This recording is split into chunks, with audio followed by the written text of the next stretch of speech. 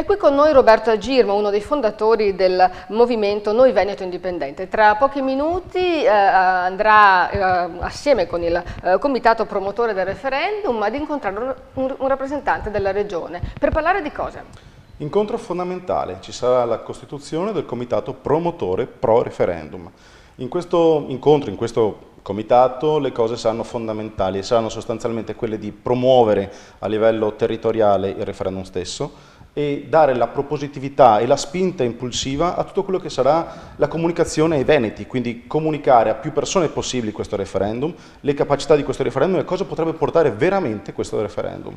In Regione Veneto siete molto sostenuti, siete molto diciamo anche incoraggiati, no? Diciamo che dobbiamo ringraziare effettivamente la Regione infine se stessa perché comunque siamo riusciti ad arrivare ad avere la legge 16, quindi avendo la legge 16 possiamo fare questo referendum.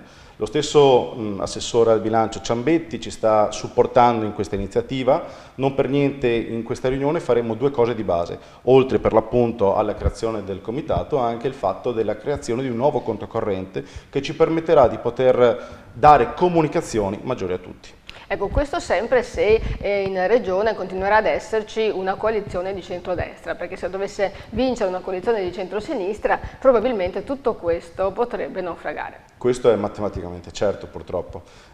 A breve ci saranno anche le elezioni regionali. Queste elezioni regionali devono necessariamente essere vinte da una coalizione che ha a cuore il Veneto, che ha a cuore i veneti e sicuramente in quello che stiamo cercando di portare anche con il referendum e grazie anche al Presidente Zaia, sicuramente questa è una cosa che è fattibile se ci sarà una coalizione dove probabilmente il Presidente Zaia continuerà ad essere il Presidente della Regione. Grazie.